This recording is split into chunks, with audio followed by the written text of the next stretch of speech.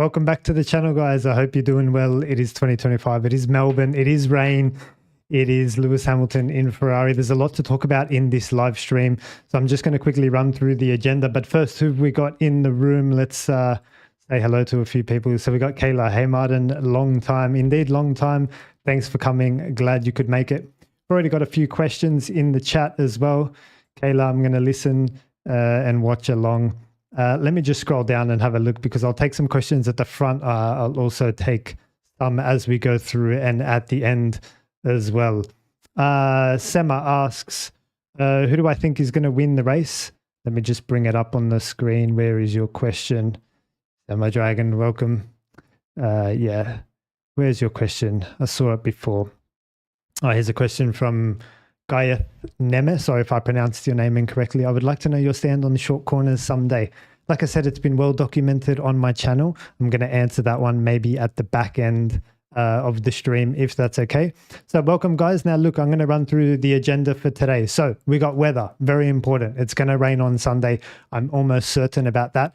Thankfully, I've got access to the local Australian weather meteorology apps, which I know how to interpret and read. If I'm always trying to look up the weather in Monza or something like that, I've got no idea like whether or not it's going to rain, where the weather's coming from, and so on. So that's helpful. We're going to talk about wet lines, wet mentality, testing summary. I'll quickly bring you guys up to speed as well on testing. General mentality across the grid. It's going to be super important, the mentality. Why? Because the cars are super close this season. So drivers' mentality and how they're going to go about their business is very important. And approach to street circuits, track characteristics, car setup, 2024 telemetry, who's going to go well, compounds and tyre strategy might be a little bit out the window if it's raining, turn one, lap one, final thoughts and questions from the floor. All right. So that's a big agenda, I know. Let's get into it. All right, so we're going to kick off with the weather. Let me bring up for you the latest weather that we have from the Bureau of Meteorology, which is our official government rain website. Here we go. So let's bring it up. All right, so hopefully you can see that on the screen in front of you. Just going to bring your question down. All right, here we go. So Friday, 14th of March, minimum 15, maximum 27. So warm and dry and sunny. Chance of any rain, 5%. Don't worry about that. That's all good. Saturday, 15 and 36. Jesus, extremely hot. I'm not sure that that's going to matter too much for qualifying. I mean, sure, you might run out of rear tires in the final corner, maybe if you're pushing them. But look, that's not here nor there. I just think it's going to be a hot qualifying session, but that's not really what we're looking at here. Sunday, down the bottom, showers. 22, 27, so still quite warm, but this is the important part. The chance of any rain is 95%, and I want to just try to explain to you guys what that means and how to interpret this.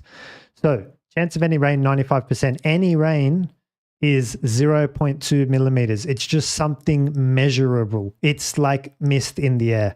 So it's 95% of that, which means we're going to get some precipitation along the way here. But this is the important number here, the possible rainfall that you can see, 6 to 20.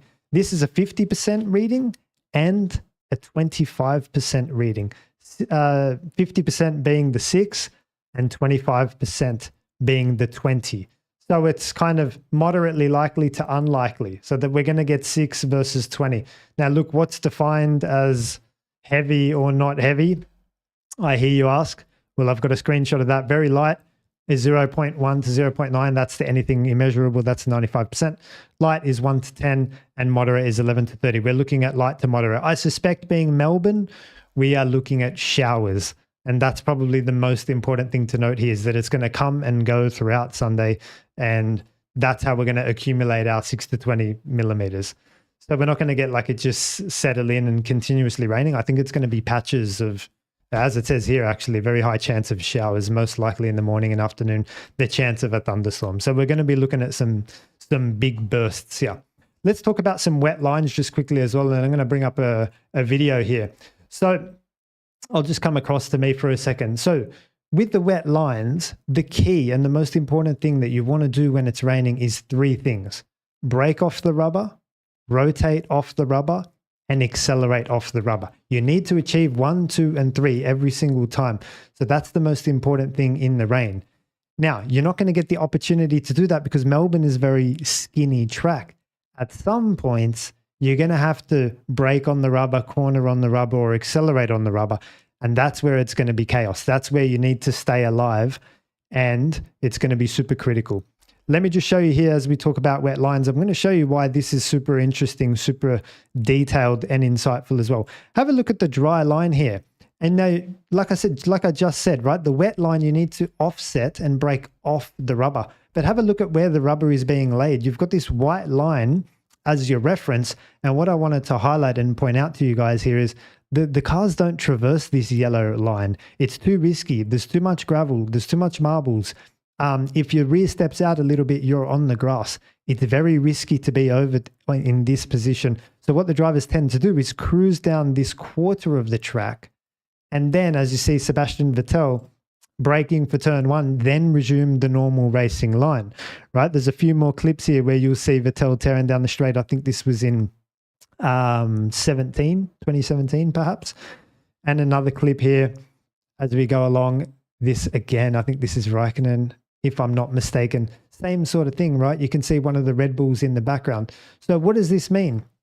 What is the implication of this? Well, normally in the wet, you want to be a step inside the dry racing line. But in this particular case, the dry racing line is already a step inside. So you need to be a step inside of the step inside. You're going to need to want to brake in the wet, 2 car widths inside this white line. Hopefully you can see that on the screen in front of you. So that's what I'm going to be looking for in the rain.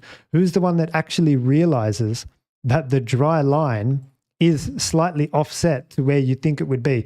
Look where Vettel's tearing down the straight. You need to be a car's width inside, Sebastian, where this play sign is. As you can see, where this Mercedes is actually looking for a little bit of clean air. That's exactly where you want to be braked. That's the perfect picture that I can tell you guys. So it's an extra step inside, braking off the rubber. And then, guys, you've got like corners like turn 3, turn 4, turn 5, turn 6, all of which are line locked. You have no ability to do a short corner. You have no ability to brake deeper, brake off the rubber, rotate off the rubber, accelerate off the rubber, come across in a straight line, do your little V and accelerate in a straight line. You have no capacity and no ability to be able to do that. Such is the nature of the street circuit that is Melbourne. So what do we need to do? Wet weather mentality. Well, you need to stay alive, guys. It's round 1. It's Melbourne. It's wet. You need to stay alive. You need to bring home some points. If you're a world champion and you're looking for a world championship like Max and Lewis, you need to stay alive. If you're a rookie like Kimi Antonelli, Ollie Behrman, you need to stay alive. If it's your first time in Melbourne and you're Liam Lawson, you need to stay alive. You need to bring the points home. If you're in P5 or you're in P4, take those points. Ayrton Senna famously said once, you need to know when to give everything you have. And he means by that risk. And you need to know when to keep everything you have. And Melbourne, round 1 in the rain is a time to keep everything you have. Like I say, if you're in P4, P5, bank those points, come home, have dinner, have a shower, and fly to the next one. That's the only one you need to do, because there's some line-locked corners here. And I would hate to see one of my drivers, if I was coaching them, in the wall for just garbage, like just for 5th, 6th, 3rd, 2nd, right? Obviously, if you're in the lead, it goes without saying, bring home those points. But I'm just speaking broadly here at all of the drivers. I'm looking for who's going to determine where the wet line is under braking into turn 1. I'm looking for who's got their head, who's going to bring home their points. And I'm looking at the world champions, guys. A lot of people are saying the McLaren's quick, this and that. Yeah, I'm sure it is, and it will be. And we're going to talk to that in a second.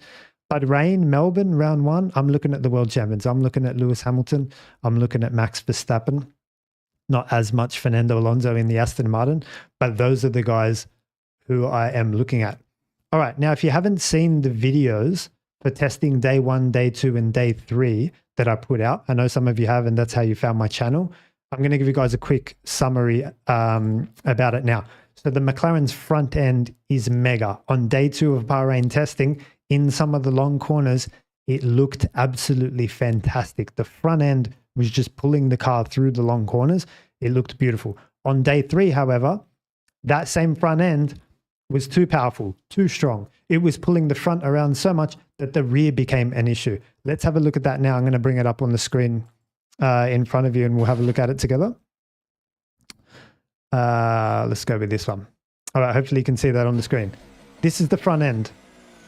Have a look at how it just hooks up turn one, how he can add more steering. So I'm bringing you guys up to speed with testing. Have a look at this. Just the way that it hooks in with this corner is absolutely beautiful. The front end of the McLaren, the anti-dive, whatever they've done, Rob Marshall, etc. Check this out. The way Lando turns into this corner and it catches him out actually.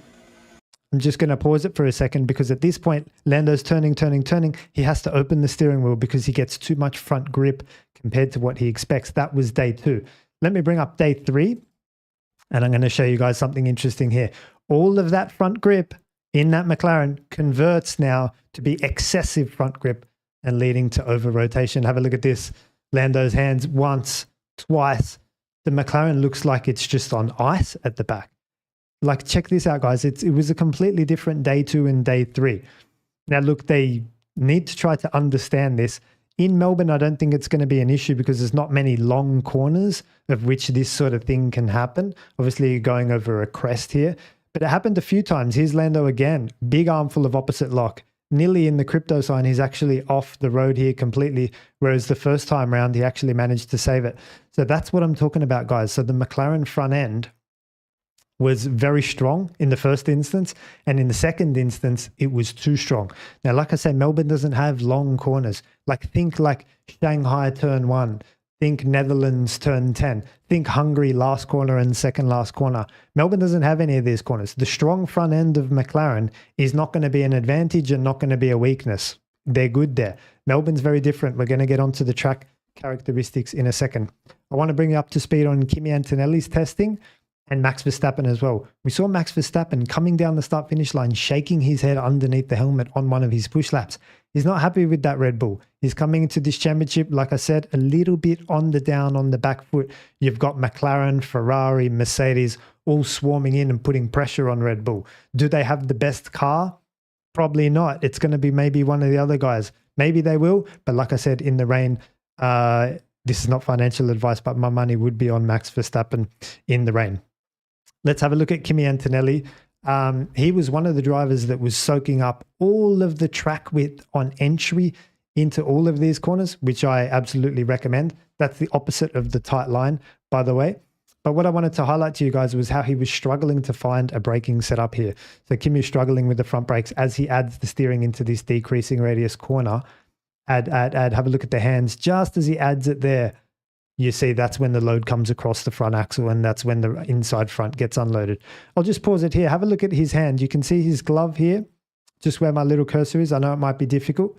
And this tire is still going fine. But as he adds that on and the hand now you see outside the cockpit, that's when the lockup occurs. Why is that important, guys? Well, as a racing driver, you've got to be able to problem solve. When does the lockup happen? On the initial contact?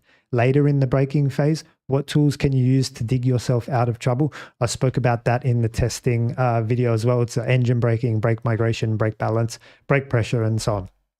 So I'm not going to spend any more time on that, but I wanted to bring you up to speed, particularly with the McLaren, and start to talk about like their front grip, which was the biggest thing that I saw. Let's take a look at the mentality now. I'm going to move on to chapter 3 here in this agenda. Hopefully you can see that on the screen in front of you. So driver's mentality, I'll just come back for a second and give you guys a bit of context, bit of table setting. The driver's mentality is very important. What you visualize here, you're going to go out and execute in the physical world. Max has a champion's mentality. Lewis recently has had self-doubt issues at Mercedes, and we've spoken about that, but I think now he's looking much more confident. The likes of Fernando, George, they're all killers. They've all got strong mentalities. Liam Lawson has a strong mentality. We're going to talk about some of the drivers' mentalities and just give you guys an insight into what season they might have. Remember, mental and mindset is very important. It's one of the 4 pillars of preparation. Physical, mental, technical, and tactical are the 4 pillars of preparation. Let's jump over now and have a look, and hopefully you can see it on the screen. All right, this is a quote from Fernando Alonso. All of the drivers who have fought Max for championships so far haven't really been able to intimidate him. Hopefully it'll be my turn and I can make history. I'm waiting for you. Oof. Jesus Christ, Fernando. Like, this is, if Fernando gets a car next year, an Adrian Newey Mercedes car, I mean, we know Fernando's capability and quality, but have a look at the mentality. Like, hopefully it'll be my turn. Jesus Christ. So look, if Fernando wasn't a world champion, I would be saying that's the correct mentality. But obviously he is a world champion and it is the correct mentality. Check this out. I spoke about this in one of my videos previously on my channel, but the Formula One wanted to get some New Year's resolutions from some of the rookies. And they asked them, hey, Kimi, do you have a New Year's resolution for 2025? Kimi responds, improve myself, grow as a driver, grow as a person, be determined, have a lot of grit in front of challenges, enjoy the moment and try to have a good season. Wow, what a great mentality. Very impressive from Kimi.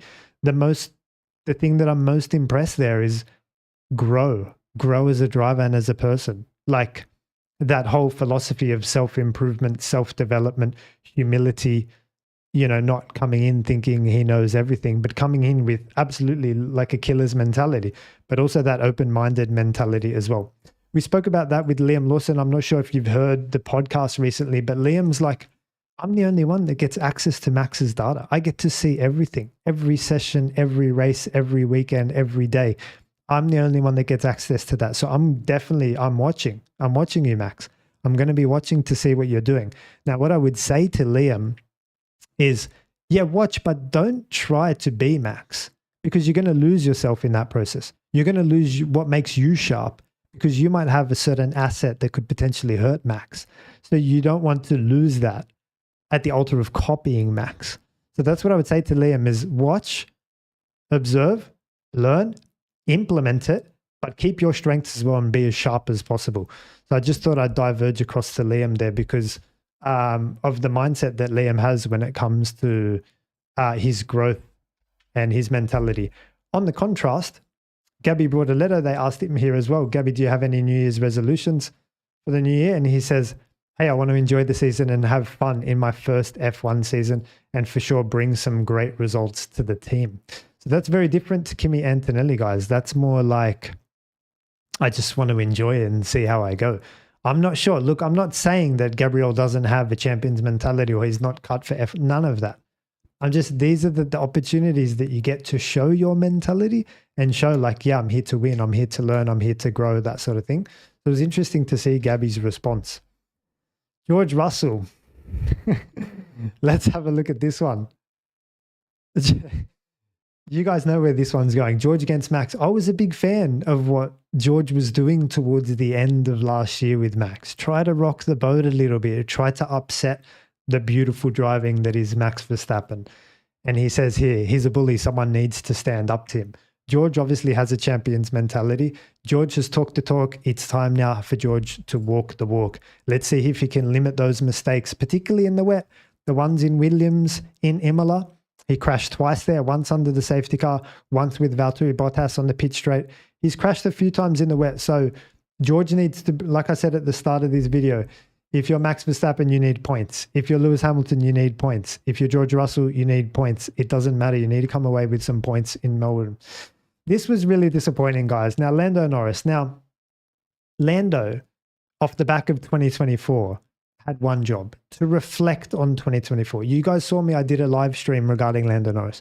All of the areas where it went wrong, the Austrias, the Hungaries, Netherlands start, Austin, the attack, the defense, Mexico, Baku, reading the flags, Qatar, reading the flags again for the second time.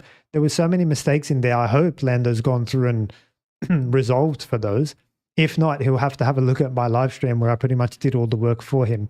Now, this was really bad, not bad, but like interesting for me to see. I don't know if you guys saw it, but on January the 7th, Lando changes his Instagram handle. And I saw it live, like on Instagram, it just said Lando. Normally it says Lando Norris. And I thought, oh, that's interesting. Why has he changed his Instagram handle? But anyway, I'll read it out to you. In January 2025, Lando Norris changed his Instagram handle from Lando Norris to Lando. Here's a more detailed breakdown, blah, blah, blah. The change was done on January 7, 2025. Lando changed from Lando Norris to Lando. Now, like, not a big thing, not a big deal. But of all of the things that you could have been doing in the off-season, reviewing the yellow flags, reviewing the attack, the defense, watching Max Verstappen, watching the restarts, the safety car, the lights, the strategy in Silverstone, the starts, the defensive, like out of all of the things, you change your Instagram handle. Like, you don't need a new Instagram handle. You don't need quad lock. You don't need social. What you need is a world championship Lando Norris. You need starts, you need attack, you need defense, you need racecraft. You need to learn how to drive in the wet weather. You need to know that in Brazil, when the lights are flashing, you do not move in an aborted start. That's what you need to know. And I'm not sure that anyone has the capacity to do these things on the side and fight for a world championship at the same time. Those two things can't coexist. If you're fighting for a world championship, it just needs to be laser focused. Sorry, it is what it is, guys. Now, look, I don't hate Lando. I like Lando. He's a good guy. He's a brilliant pedaler, absolutely amazing, quick driver, technically excellent, but tactically and mentally deficient. I think he's going to need to resolve for those if he's going to be a world champion. And I'd love to see him do well because of his not insubstantial talents. Let's have a look if we've got any other mentalities on which to pick up on. Oh, another one from Lando. He doesn't have any weaknesses, referring to Max Verstappen. He's one of the best drivers ever in Formula One. Lando, if you're going to beat Max Verstappen, you need to find, identify, and leverage and weaponize those weaknesses. Firstly, identify them. Firstly, he's human. We all have weaknesses. I have weaknesses. Max over there has a weakness. Lando has a weakness. The people on the channel listening have weaknesses. We're all human. We have weaknesses. Michael Schumacher said it best. It's not my job to tell you my weaknesses. It's your job to go and find them out and search for them and weaponize them. So by Lando saying he doesn't have any weaknesses, broken mindset, broken mentality, you are destined for failure, my friend. Identify the weaknesses. I've highlighted 2 on this channel in prior videos in 2024, the tight line being one of them. And sometimes Max's emotions get the better of him as well, if you can manage to get underneath his skin. They're the only 2 that I know. If you don't know what they are or how to leverage them or how to weaponize them, go back through my videos, Lando. Max responds, I don't feel like I have any weaknesses. Okay, of course he would say that as a champion. He knows he has weaknesses. Like I said, we're all human. We all have weaknesses. And of course, I would never admit to it anyway. Perfect. It's not my job to tell you my weaknesses. It's your job to do the work to try to find them. Lando could have overtaken Max in Austin last year quite easily if he had have leveraged the tight line, one of Max's big weaknesses in terms of front tire wear. There you go. There's a tip for you. All right.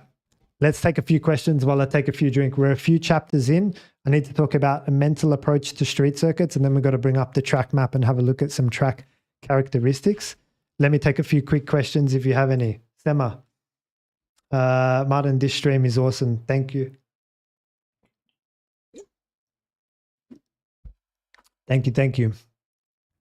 Noob Driver says hello. Hans Groove, I hope we get a Brazil 2016-esque performance from Kimi. Imagine the hype we'll have with more talent like that on the grid. Yeah, we haven't seen Kimi in the dry. We haven't seen Kimi in the wet. And like I say, if it rains, I'm looking at the champions to bring home some points. These are the guys that I'm looking at. Like, come on. Champions, while we're on it, let's define what a champion is. A champion gets it done on a rainy day, a windy day, when the car's not perfect, when they're not feeling well, when they've just had their appendix out, when their foot is not right, when the shoe's broken, when the car's broken, when it's variable conditions, when they didn't get a good night's sleep. A champion gets it done every single day of the week. That's the definition of a champion. That's what Lando was unable to do last year, is when the circumstances fell outside of the box of the norm, outside of a pole light to flag victory in Abu Dhabi. You know, rain, this, that, light, safety cars, race. When it fell outside of the box, Lando couldn't still answer the questions and still deliver the 25 points. That's the difference between a champion and a regular driver, even a great driver as well. All right, let's talk about approach to street circuits. So I've got my own unique approach to street circuits, something that I've seen no one else talk about really. And that approach is that you need to complete the weekend entirely from start to finish, and you need to build a weekend on solid platforms, solid foundations. This applies to Monaco, this applies to Singapore, this applies to Baku, and it applies to Melbourne. It applies to all of the street circuits. Why? Because a mistake is costly. If you go off in Melbourne, like a big off at turn 9 and 10, the fast chicane, or turn 1 or turn 3, you're in the wall. Your session is over. The mechanics have got to rebuild the car. Your confidence is down. You missed out on information. You missed out on data. You missed out on knowledge. Meanwhile, your teammate is pounding around there and getting all of that knowledge, getting all that data, getting all of that information. And you're now behind in all areas, including confidence. That's why you need to build the weekend on solid foundations. Let the track clean up, try a few things, come home, FP1, have a shower, have something to eat, do your FP2. You know, maybe it's time to go fighting in qualifying, but in the race again, you need to pull that back in and bring home some points. So that's what I'm looking for in a street circuit. That's what Charles Leclerc didn't do in Baku last year. He put it in the wall in practice. He missed out on his long, hard running. Oscar Piastri comes past him in the race with better tyre wear and goes on to win that race. And it was the difference between profit and loss. Whereas Charles did a great job in Monaco.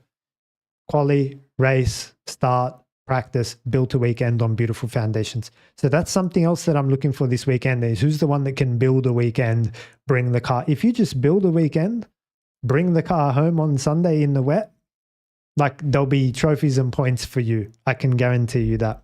Some questions are coming in here, so I just want to answer them as we go through. But I just wanted to tell you about my unique approach to street circuits, which never really fails, to be honest. That's the way to do it. Gives you the best chance of getting some points. All right. Chinoso Anucha. Sorry if I mispronounced that. Where do you think would be the best overtaking opportunities for the track? I'm going to bring up the track map. It's number 5 on the agenda in just a second. We're going to talk about that. Obviously, it'll be in the main DRS zone on the run down to turn 9. I'm going to talk about how to defend that as well. Is Albert Park resurfaced? I'm going to talk about that as well. I've got some pictures of the new resurfacing. I'm going to tell you what the implications are for that and what it means. Max, I should have used short corners to be here on time. Were you driving here, were you? Yeah, you should have used some short corners. All right. Track characteristics. Technical corners, driving techniques, car setup, overtaking opportunities. Let's have a look at that now. And I'll bring you off the screen here. All right. Here we go. Here's the track. I'm going to get my trusty pen. Here's the track. So we've got 3 DRS zones. And always when I see a new track, the first thing I'm looking for is what technical corners do we have? Now, we don't have heaps here in Melbourne. Like I don't really like to characterize the 9 and 10 as a chicane. Is not the truest definition of a chicane. It's nothing like Canada's final chicane. It's nothing like Ascari chicane. It's nothing like Tamburello chicane. It's nothing like any of the other chicanes on the calendar. So I don't like to categorize that as a chicane, even though it probably falls in the definition, because chicanes are all about the curbs. And you don't want to be touching the entry curb here into turn 9. If you touch that at high speed, it's going to want to throw the car off and unsettle the balance of the car. And that's why I don't put it in the category of chicanes. But what we do have is a kind of hairpin as well. Again, I probably wouldn't put it into the category of hairpin. It's not like the Chinese hairpin, for example, which really comes to a stop and brake balance forward and that sort of thing. So look, if I had to really be strict here in terms of my definitions, yeah, sure, we have a chicane and a hairpin. But the reality is they don't behave like chicanes and hairpins, and we don't have any technical corners on this track. Very flat track. Melbourne's super flat, no elevation, no technical corners. So what is important? Well, there's 2 important things. I'm going to write them down. The car who wins or qualifies on pole is going to have, number 1, traction. They're going to have an SH1T load of traction. What is traction? Ability to put your foot down out of slow speed corners while you're turning at the same time. That's traction. Number 2, the guy who gets pole and wins this race is going to have a lot of this one. Top speed. You need that as well. You need that in spades. Those are the 2 most important things. Now, look, you'll notice that I didn't mention the McLaren's key strength, front end grip. We haven't got any long corners here. If I can just draw for you like China turn 1, for example, goes something like that. That's a long corner. That's where you're going to want mega front grip to pull you around that corner. We don't need that here in Melbourne. That's not a priority for us. What we need is traction and top speed. Why do we need that? Well, coming out of turn 3, you're accelerating from low speed. Downforce is not active. You want to get on the throttle as quickly as possible. Likewise, through turn 4, you want to squirt the car out of there. You've got to switch across to turn 5. Turn 6 is fairly well loaded, so traction's not such a big deal out of there. But what then becomes a big deal is, of course, your top speed down here. It's very important. One of the most important things of you having a good race is the car's top speed ability. And then as we come through here, this is traction. I'm going to go back actually, because why don't we keep the blue theme for traction? This is traction and this is traction. So you've got 2 or 3 traction zones here. And guys, if it's raining, like absolutely you're going to want that. 100% you're going to want traction. Even out of turn 1 and through turn 2, you're turning and on throttle at the same time. There's going to be traction issues. So traction is one of the most important things. And top speed obviously is going to be the other most important thing. So that's the technical corners and the 2 most important things.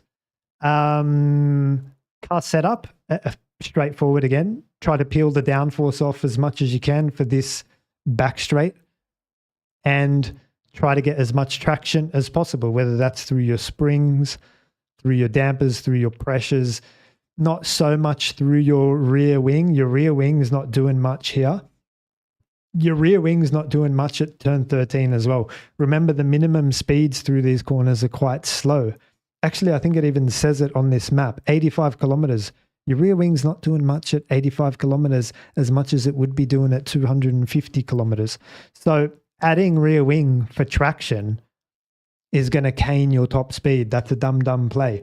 Adding rear wing for traction at an out of a 90 kilometer corner is a dumb play. That's going to come with a drag penalty as well. So let me just clean that up. I hope that's clear for you guys. And they're the things that I'm going to be looking out for in practice when I do my practice analysis. Who's got the traction and who's got the top speed. Regarding driving techniques, Melbourne, obviously in practice 1, it's going to be low grip. You just want to be progressive with your braking, short shift. Like I said, keep the car out of the wall, that sort of thing. I think in qualifying, these cars are going to have a lot of grip in terms of throttle and braking grip. So yeah, you'll be able to smack the brakes into turn 1 and turn 3, and you'll be able to bury the throttle out of turn 6. I'm going to show you guys the updates to turn 6 and what implication that's going to have in the overtaking down into turn 9 and 10. So I think, yeah, you'll be able to bury the brakes in 11. I think this is where you're going to have to be very progressive. On the qualifying lap I'm referring to. Turns 13 and 14 is where you're turning and on throttle at the same time. Remember the friction circle? When you're turning, you haven't got as much throttle capacity. When you turn more, you have less throttle capacity. When you turn the most, you have barely any throttle capacity. And when the steering wheel is straight, I'll do it in blue, you've got the most throttle capacity. So here you're turning and trying to get through here. Traction, again, is the most important thing. So you just need to be progressive. You need to do short shifting. You need to, massage the throttle, potentially map in a throttle shape that can help you get out of these corners. That's the sort of thing that I'll be looking for. That's the driving techniques, car setup, technical corners, and most important factors. All right, let's take a look at how to defend here. Give me a sec. I'm going to bring it up. Let's talk about how to defend, how to attack, and how to defend here as well. I just need to bring up what I'm looking for here. All right, here we go. All right, hopefully you can see that on the screen. So this is Carlos Sainz attack from last year. The guy who just had his appendix out. Check this out. Slipstream, DRS, goes around the outside of Max Verstappen. There's nothing Max can do. He tried to defend the corner, guys, but he couldn't really do anything. For good measure, if I just go back, you'll see Carlos gets DRS out of turn 10 as well, for good measure. So you could argue that Max potentially did something wrong there in order to give Carlos double DRS. I'm going to reflect on that in just a second. But have a look at this. What I wanted to highlight to you is this is Carlos at the first time of asking, overtaking on Max Verstappen in Melbourne and in Mexico here as well. So what you need to do there for turn one, lap one, or not even turn one, but on lap one, is just get it done. Because the longer you sit behind these cars, you're getting error wash, you're getting tire deg. You need to kind of kill at the first ask. This is Lando trying to go around the outside of Max, which obviously didn't work. This is in Mexico, by the way, guys. Now, what I wanted to highlight to you with regards to Melbourne and the attack that Carlos put on here and how you can potentially defend against this is by not deploying your battery if you're Max Verstappen. DRS is very powerful here. You're almost going to have to let the car go and try to get them back the next lap, because there's a DRS detection zone somewhere around here. I'm going to try to guess where it is. Max is still in front. I think it would be just underneath this bridge or here. At this point, right, Max is still in front, just. So Max is first across the DRS detection point. Carlos is second. That's the reason why Carlos gets a second helping of DRS once the overtake is being done, is because all through here, Max is the one in front. So there's an argument, not to mention, guys, Max is the one taking the tighter line into this corner. So he's given Carlos the racing line privilege. He's given Carlos DRS out of turn 10. And the result is that the next lap later, Max doesn't have the tools in which to fight and reclaim this position. Carlos gets a second helping of DRS and it's goodbye. So that's what I wanted to highlight to you guys is do not give up the racing line. Let the overtaking driver be the one that's tight into the corner. Maybe I can draw this on the whiteboard after, but Max is the one that's tied into this corner and he's given Carlos DRS. I don't think, we're talking about Lando and Max not having any weaknesses. This was a slam dunk for Carlos. So how I would be defending, do not deploy your battery. Think about the next lap would be my advice. As in, don't defend it. Defend it long-term and strategically. Now, look, I don't think we're going to get this because remember, we've got the rain. Moime says Max had a problem. Yeah, but that didn't crop up until later, right? That didn't crop up until, I think, lap 9 when Max was out of this race. So, yes, he did have a problem, but I'm not sure if it was active at this point. You might have a point there. Let me think about that. But I think it popped up on lap 9 when Max started having all those brake issues and that sort of thing. So I think his brakes just overheated, right? So due to a cooling issue. So that's why, well, interesting point. Let's see what happens this year if we get some dry running on Sunday. I'll be curious to see. But the way to defend it anyway is for just to let the other car go, get in the DRS here, get the slipstream down into turn 11, and then thereafter plan your attack and save your battery and go again. The DRS is meant to promote overtaking and re-overtaking, particularly at Melbourne. It's very strong. So yes, you might have a point there that Max had a problem in that race, but I'm not sure whether it was active like right from the get-go. So we'll have to see. Anyway, that would be the way to defend, would be to try not to waste all your battery in defense, if that makes sense. All right. Now just wanted to bring up some telemetry for you guys in the 2024 Pole Lap, if I can. Let's have a look at it together. All right. Hopefully you can see it on the screen. So this is Max versus Carlos, 2024 Pole Lap around Albert Park. Now have a look at the top speed advantage that Max has here. You can see it in the delta where Carlos actually has the advantage by 1.7 tenths here. And look at it in the delta as Max gets all of that top speed. It just continues in Max's favor. So it's worth 1.7 tenths to Max to have the top speed advantage across here. So there you go, guys. Top speed is very, very important. And you just see it down that. Look at the full throttle zone. Like it's huge, right? This is on the run down to turn 6. So even through there, there's effects of drag and aerodynamics. So 1.7 tenths from turn 5 to turn 9, according to my track map. So it's very important, the top speed. That's the first thing I wanted to highlight to you. Then have a look, see how the delta just starts to come in Carlos's favor. Something has happened with regards to traction in the final corner. Have a look at who's the first guy on full throttle. Carlos is the first guy on full throttle. He's at 100%, while Max is at 76.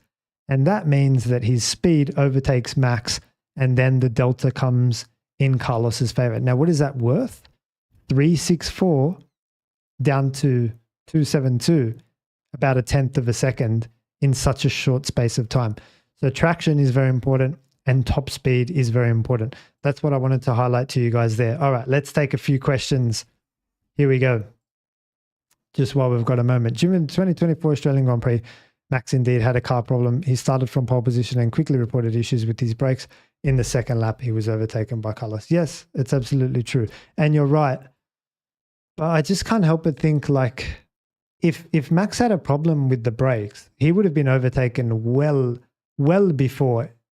Like, let me bring it up on the whiteboard. If Max had a problem with his brakes, Carlos only just got past him here. So if the brake was dragging or whatever, don't forget Carlos has got slipstream, DRS, and apparently Max's brake dragging. He would have passed him around here. So the fact that he only just got it done on the entry to turn 9 suggests to me that at least on lap 1 or lap 2, you know, it was not that bad in a way. I'm not sure. I'm very sure Carlos would not have passed him without that issue. The Red Bull was quicker than the Ferrari that day. Okay, interesting. A fair point. I take it. The brake back right was overheating. Yeah. So all the Max fans are saying, well, hang on a minute. But, you know, remember Mexico? Was anything wrong with Max's brakes there? I don't think so. And that's kind of my point, is that Carlos gets it done on Max with the help of the DRS. All right, next one. How good do you think Lewis is in the rain these days in ground effect cars? This is a good question. He wasn't great in Brazil, was he?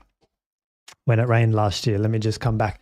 He wasn't great in Brazil, was he? He had an opportunity. He comes on the radio after that race and says, if this is my last opportunity to perform for you guys, I'm sorry, it didn't work out. It was something, words to that effect.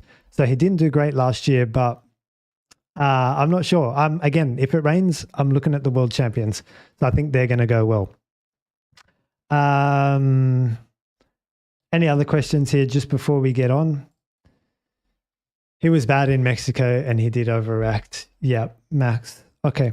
Look, Max is brilliant, guys. Like, let's not take that away from Max. But I think that at the very least, give yourself DRS on the, even brake issue or no brake issue, give yourself DRS on the exit of turn 10 at least. So, and also give Carlos the tight line on the entry to turn 9. These are things that you can do whether you have a brake issue or not. No, not a Max fans are saying all good analysis and smart tactic, but everybody forgets Max had that issue. Does not mean that what you're saying is not what you need to do. 100%. Even if he had that issue, there's no excuse for not giving Carlos the inside and not getting DRS. Bang. 100%. Thanks, Joe. Thanks for translating. All right. Let's move on. Now, look, I was going to talk about compounds, strategy, and tyre limitations. Let's just bring up quickly what we've got, but I don't think it's going to be a dry race. We're just going to have a look at what unfolded last year. Here we go. All right. This is what happened last year, right? I'll just bring down Joe's message. Thanks, Joe. So look, Carlos won, medium, hard. Like I said, I don't think we're going to be looking at this sort of situation on Sunday, but nevertheless, we do have the compounds that are, we had the C5, C4 and C3, last year. So we got the same compounds this time around. Ability to overtake is very straightforward. We speak about the overtaking delta a lot on this channel. What is the overtaking delta? How close you need to be to the car in front and how much quicker you need to be than the car in front in order to overtake them. Like in Monaco, the overtaking delta is like 6 seconds. You need to be 6 seconds quicker in order to execute an overtake. In Mexico, it's quite challenging as well. You need to be like 1.52 seconds quicker in order to overtake. Here in Melbourne, that's not the case. You might only need to be a tenth or two quicker, and because the DRS is so powerful, you might be able to get it done. What does that mean? That means traffic and getting caught up behind people and all that sort of thing is not an issue. You can just quickly cut through cars, and it favors the two-stop. That's why Carlos won on the two-stop, was because he could cut through anyone that he came across. It wasn't a waste of time and traffic. Actually, it was a DRS reward. Thank you very much. On to the next car, and so progress that way. So that's how the overtaking delta and the two-stop works. We've got the same compounds. If it were dry, I dare say it would be another two-stop race, but I don't think that it will be. All right, let's take a look at the track updates, because I know you guys have been asking in the chat.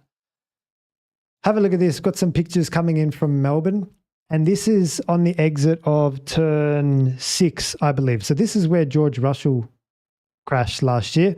You guys can have your opinion on that. I've put out a video on that one. I think it was all George's fault for not paying attention, but I understand and respect all the opinions. This is turn 6 where George crashed last year.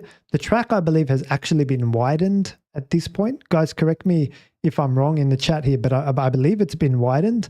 And if I have a look at this curb profile, it looks pretty usable, pretty flat, and it already looks pretty grippy without a single F1 car having run over it.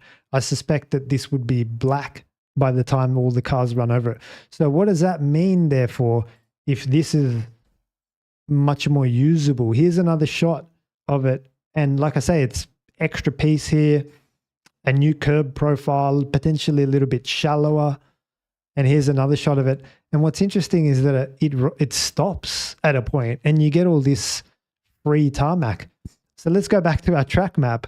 If you can carry more speed, I'm just going to run all this away. If you can carry more speed through turn 6 and get on throttle harder, earlier, faster, and go through that curb and use that as part of the track, guess what becomes a big priority? Top speed. You're going to reach peak velocity like much earlier on in the straight.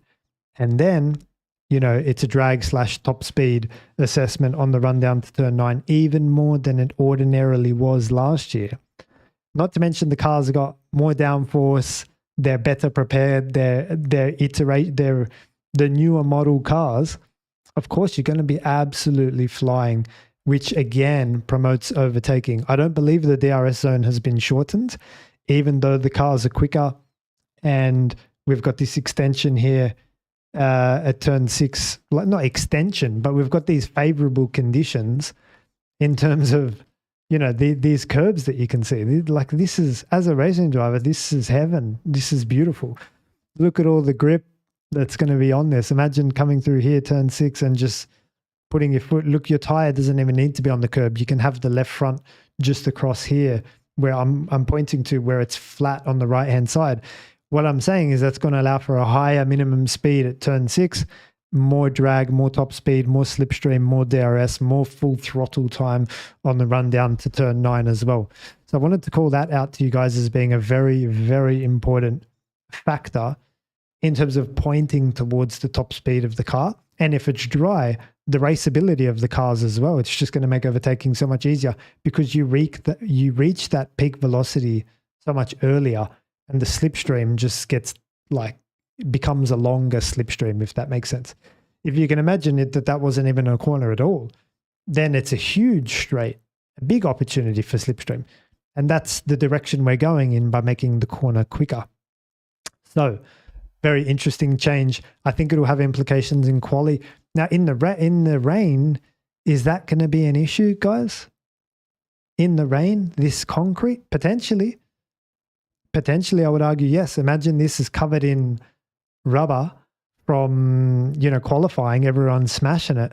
And then in the rain, that's going to be pretty much black or painted. Even if they choose to paint this like yellow and gold as they do, then that is going to be very slippery in the rain.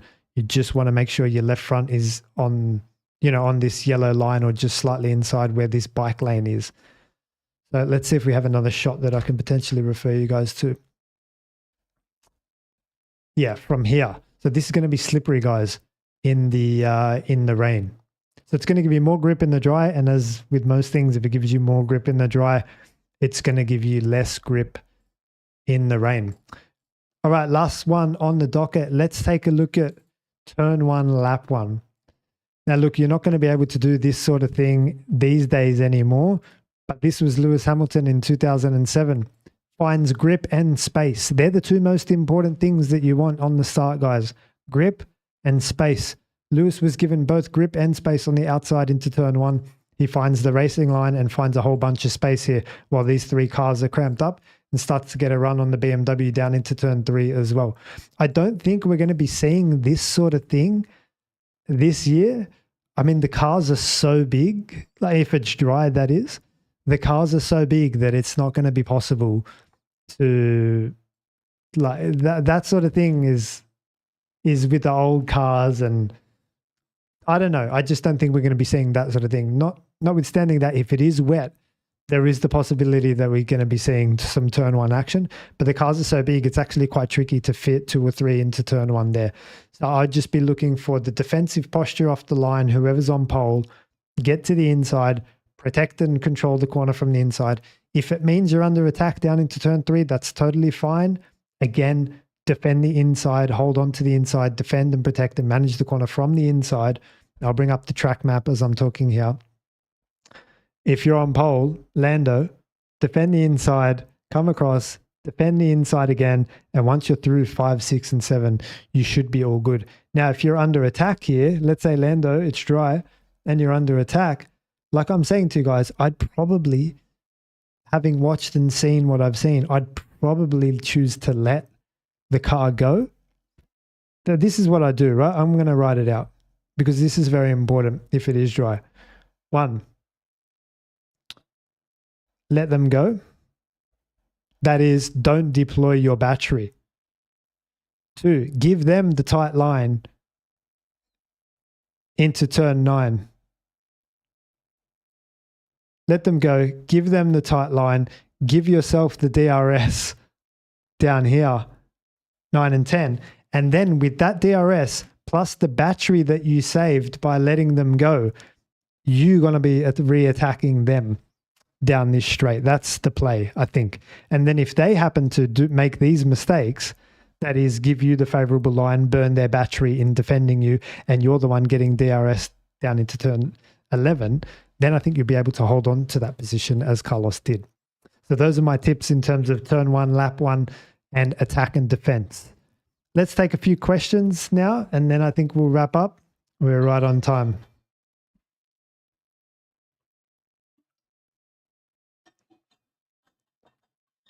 Water on the fresh curbs. 100%. That's going to be chaos.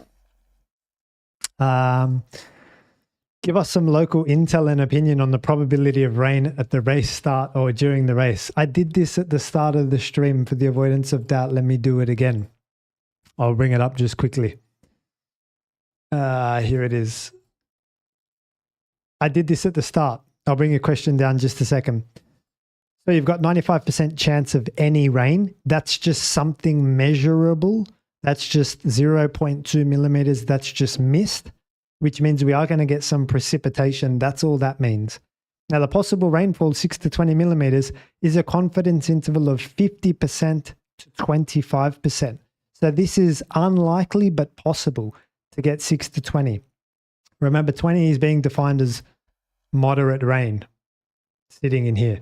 So we're probably going to get light rain, and then we might get these showers with heavier patches in there as well. It looks like a pretty ugly day, but a good one for Formula One. MCL first lap scenario. Hopefully no papaya rules. Let's see what those guys do this year. It's going to be super interesting how they manage that situation. Come on, scenario time. Lando P1, Oscar P2, turns 1 and 3. I think Oscar, if that's the case, Oscar would just settle in to the race.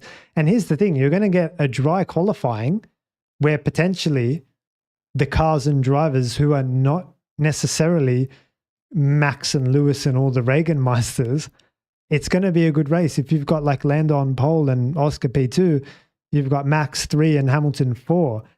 You know that Max and Hamilton are going to put pressure on those two in the rain because they're the champions, right? That's what the champions do. So that's going to be interesting to see how the dry cars and drivers stack up against the wet cars and champions and drivers who know how to manage those situations a little bit better. I just want to touch on the point that I'm not sure McLaren are going to walk this one. Yes, they had mega front grip, but do they have the things that I mentioned that are going to be the most important? Do they have the traction? I didn't see that when we showed the videos at the start of this live stream. Do they have the top speed? I haven't seen that either in the McLaren. Actually, they were down on top speed in Bahrain as well. So that's why I haven't really got them as like hot favorites here, because without their mega front grip, and that's why they could win like Hungary and Netherlands last year, was due to that front end.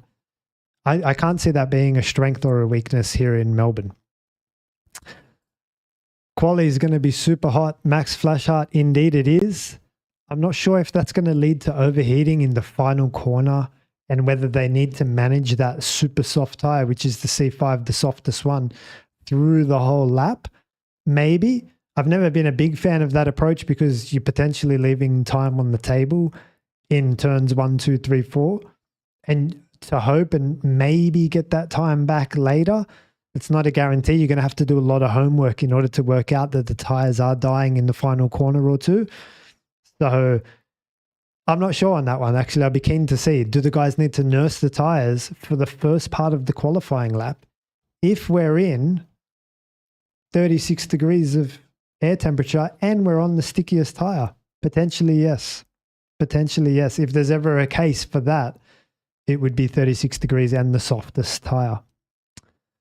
Oh, here's a big question. All right, good question. I think we're going to end on this one. Quali setup or rain setup for the race? Look, I think it depends on, and this is a big one because we're talking about downforce here. Do you add more downforce, qualify, say, further down? I think with the grid being so close, if you were to add downforce and sacrifice a bit of lap time for the race, you might be starting deep. You might be out-qualified by cars you don't want to be out-qualified by. You might be out-qualified by Williamses and Alpines and Astons, and like you don't want, even if you've got a better car, you don't want to be in the mix in the rain in Melbourne. You want the clean air, I would have thought. So there's going to be a compromise. Yeah, maybe slightly more downforce, but you don't want to be giving away lap time such that it's a very short lap. It's like a minute 15 around here.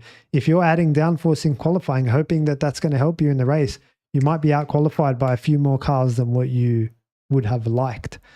So that's something to consider. You don't want to bury yourself in the pack. But there is certainly a case for making some small compromises, maybe just to the toe. And like I said before, you can add as much rear wing on as you want. It's not going to help you in an 85 kilometer per hour slow speed corner and a 90 kilometer per hour slow speed corner.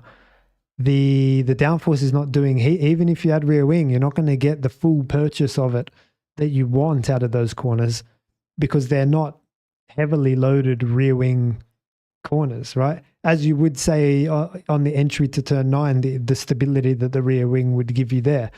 So there's an argument to say actually adding rear wing is not even going to help you that much in the rain. So I think I've answered the question. I probably wouldn't do it. It's too risky to put yourself back in qualifying.